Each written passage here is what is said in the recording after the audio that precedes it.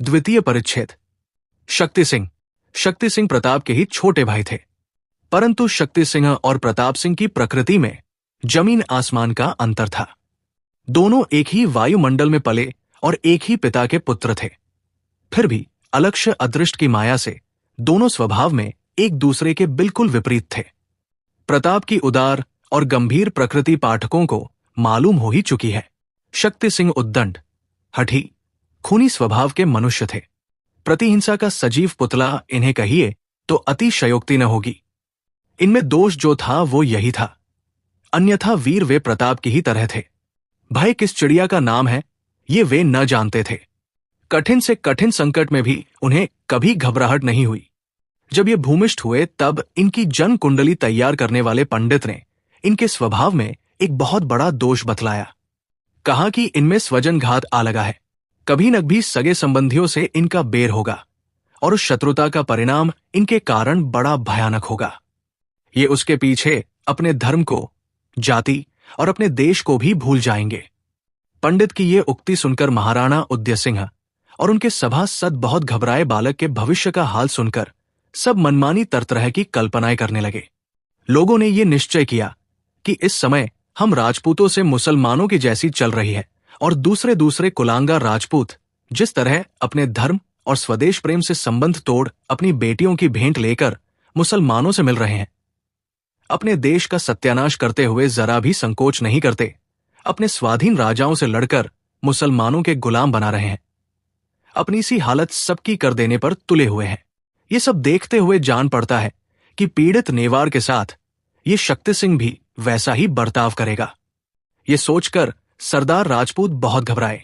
अभी तक सैकड़ों बार भीषण कष्ट झेलकर भी मेवाड़ की कीर्तिपता का भूसुंठित नहीं हुई थी। चित्तौड़ का ध्वंस हो चुकने पर भी विजयलक्ष्मी वीर राजपूतों के हो हाथों में रही थी। सैकड़ों वर्षों से लगातार युद्ध करते हुए भी राजपूतों की बही कमजोर न पड़ी थी। वे शत्रु से न घबराते थे, पर घर की फूट से उन्हें बड़ा भय था, कारण कि वे धोखा देना न जानते थे। इसलिए धोखा खाना भी उन्हें प्रकृति के खिलाफ जंच रहा था।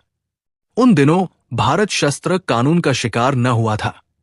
उस पराधीन हालत में भी लोग तलवार, भाला, बर्छी आदि तेजा हथियार बड़ी शान से बांधते थे। लोगों को सैनिक शिक्षा भी काफी दी जाती थी। पटेबाजी और तलवार भालों की मार हरेक को सिखलाई जाती थी। क्षत्रिय तो कभी बचते ही न थे, बल्कि अपनी बहुबेटियों और अपनी प्यारी जन्मभूमि की रक्षा के लिए ब्राह्मणों ने भी वेदपाठ और शास्त्राध्ययन को छोड़कर तलवार ग्रहण करना उचित और अपना परम धर्म समझा था। उस संघर्ष काल में जबकि मुगल राज्य के शासित प्रदेश वाले ब्राह्मणा भी अस्त्रशिक्षा अपना धर्म मानते थे, जो वीर चिरकाल से अपनी स्वतंत्रता की रक्षा करते आ रहे थे, उन राजपूत क्षत्रियों की शस्त्र शिक्षा के संबंध में तो अधिक लिखना ही व्यर्थ है। वे बाल्यकाल से सब प्रकार के शस्त्रों का प्रयोग सीखते थे। बालक गोरा अपनी अद्भुत सूरता के लिए इतिहास में प्रसिद्ध ही है। अस्त्र शिक्षा, स्वजातीय कौशल बचपन से ही प्रताप और शक्ति सिंह को सिखलाया गया था। जब शक्ति सिंह की उन 5 साल की थी, उस समय एक नई घटना हुई जिसे देखकर उदय सिंह और उनके दरबार के सामंत सरदार कौप गए। बात यह थी कि उस समय एक नई तलवार बनवाई गई। तलवार विशेष आज्ञाक्रम के अनुसार बनी थी, यानी बाजारों में बिकने वाली उन दिनों की तलवारों से उसमें विशेषता थी। जब वो बन गई तब उसकी धार की एक मामूली परीक्षा करने की बातचीत होने लगी।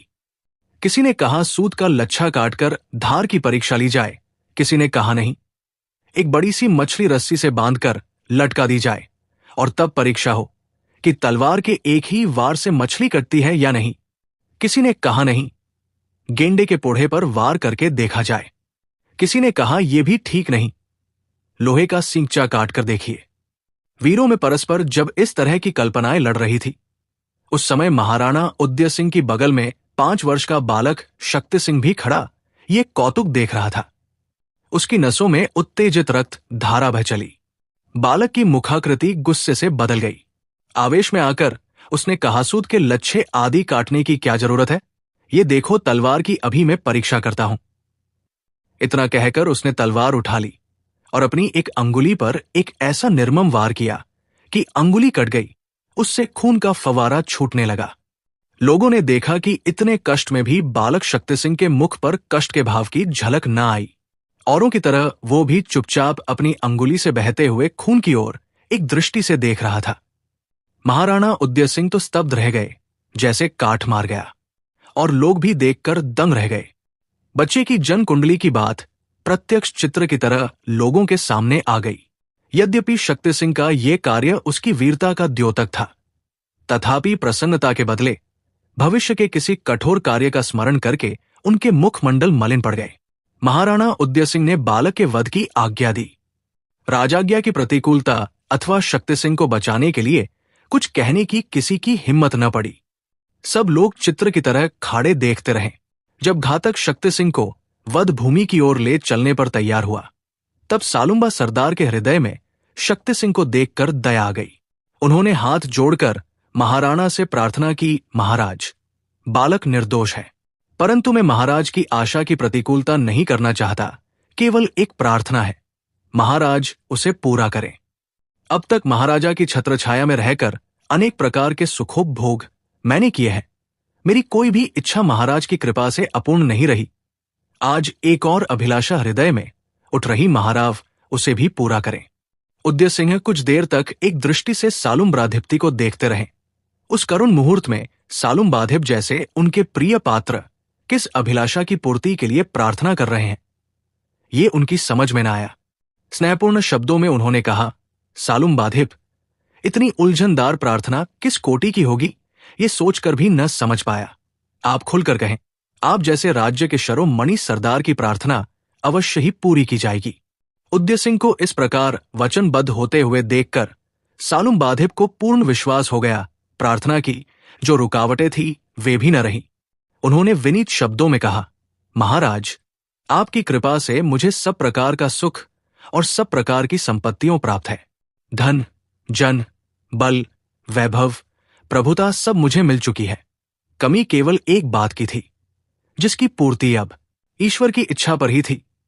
परंतु आज महाराजा स्वयं ईश्वर के आसन से मेरी उस अपूर्णता को पूर्ण कर रहे हैं। मैं सविनय निवेदन करता हूं कि दुर्भाग्यवश मेरे कोई संतान नहीं है। आज जिस राजकुमार शक्ति सिंह को प्राणदंड की आज्ञा दी गई है, उसे ही मुझे पुत्र के रूप में महाराज दान देने की कृपा करें। चंद्रावत गोल का दीपक गुल हो रहा है। इस बालक के द्वारा महाराज उसकी ज्योति बढ़ावे। मैं इसे ग्रहण कर पूर्वजों की पिंडोत्क क्रिया की रक्षा करूंगा।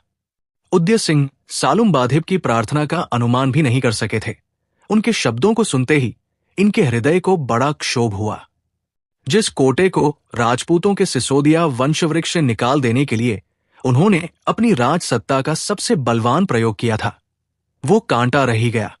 क्षत्रियों का सर्वस्व चाहे नष्ट हो जाए, परंतु वे अपने अमूल्य शब्दों की अवश्य रक्षा करते हैं। ये धार्मिक विचार महाराज की राजशक्ति का विरोध कर हृदय में प्रबल भावी विपद की सूचना देने लगा। महाराज सहम गए, परंतु लाचार थे। तत्काल उन्होंने दंडाशा वापस ली। शक्ति सिंह के प्राणों की रक्षा हुई। उन्हें सालुम्बाधिप अपने यहां ले गए और धर्मपुत्र की तरह उनका पालन पोषण बड़े आदर यत्र से करने लगे। विधाता की प्रगति का निर्णय करना बड़ा हो कठिन है। उसी की इच्छा से वृद्ध सालुम्बाधिप के एक पुत्र हुआ। जब से इस बालक का जन्म हुआ, तब से ये एक विशेष चिंता में पड़ गए। इनकी संपत्ति पर धार्मिक दृष्टि से उस सदा है प्रसूत बालक का ही अधिकार था। उधर शक्ति सिंह को विख्यात महाराणा के वंश से अपने पुत्र के रूप में वे पहले ही ले चुके थे।